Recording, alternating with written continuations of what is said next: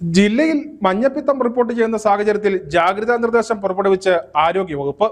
പൊതുജനങ്ങളും ആഹാരം കൈകാര്യം ചെയ്യുന്ന സ്ഥാപനങ്ങളും ശുചിത്വ കാര്യങ്ങളിൽ അതീവ ജാഗ്രത പാലിക്കണമെന്നും പ്രതിരോധ പ്രവർത്തനങ്ങൾ പുരോഗമിക്കുകയാണെന്നും ആരോഗ്യവകുപ്പ് അധികൃതർ അറിയിച്ചു. മഞ്ഞപ്പിത്തം വ്യാപകമായ പ്രദേശങ്ങളിൽ ജില്ലാ ആരോഗ്യ വിഭാഗവും പ്രാദേശിക ആരോഗ്യ പ്രവർത്തകരും ശക്തമായ നടപടികൾ സ്വീകരിക്കുന്നുണ്ട്.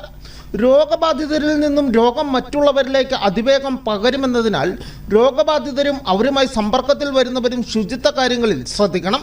മഞ്ഞപ്പിത്തം പോലെയുള്ള പകർച്ചവ്യാധികൾ തടയാൻ പ്രതിരോധശീലങ്ങൾ പാലിക്കുന്നതിൽ പൊതുജനങ്ങൾ അതീവ ജാഗ്രത പുലർത്തണമെന്നും ആരോഗ്യ പ്രവർത്തകർ പറയുന്നു.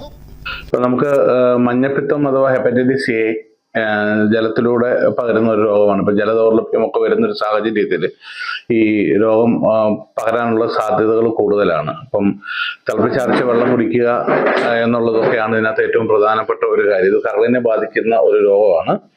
ഇപ്പം ഇത് ഉണ്ടാകുമ്പോൾ രക്തത്തിലെ ബിലിറൂബിന്റെ അളവ് കൂടുകയും കണ്ണിലൊക്കെ മഞ്ഞ നിറവും മൂത്രത്തിന് നിറവും ഒക്കെ മാറുക എന്നുള്ളതാണ് ഇതിനകത്തുള്ള ക്ഷീണം ഉണ്ടാവുക. ഇപ്പൊ ഇതിനകത്ത് ഏറ്റവും പ്രധാനപ്പെട്ട ഒരു കാര്യം എന്ന് വെച്ച് കഴിഞ്ഞാൽ പ്രതിരോധിക്കുന്ന രോഗം സ്ഥിരീകരിച്ച ഒരാൾ മറ്റുള്ളവരുമായിട്ട് ഇടപഴകുന്നത് കുറയ്ക്കുക, മറ്റുള്ളവരുമായിട്ട് ഇടപഴകാതിരിക്കുക എന്നുള്ളതാണ് അതിനകത്തുള്ളൊരു ഇതുള്ളത്. പിന്നെ 2 ആഴ്ച വിശ്രമം അത്യാവശ്യമായിട്ടുള്ള ഒരു കാര്യമാണ്.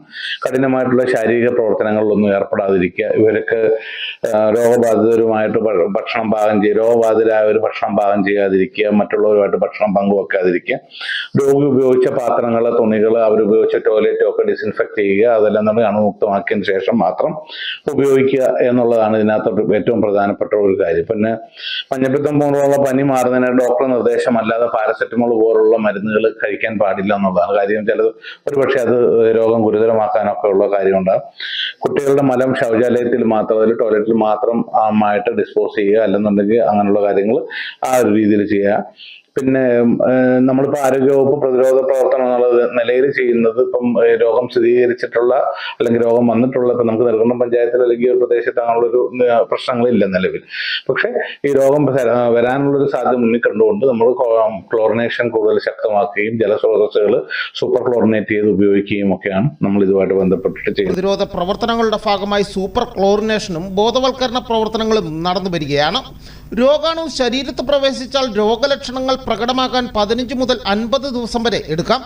ആയതിനാൽ രോഗബാധയുള്ള പ്രദേശങ്ങളിൽ പ്രതിരോധ പ്രവർത്തനങ്ങൾ തുടരണമെന്നും ആരോഗ്യവകുപ്പ് അധികൃതർ അറിയിച്ചു. News bureau, Udumbanchola.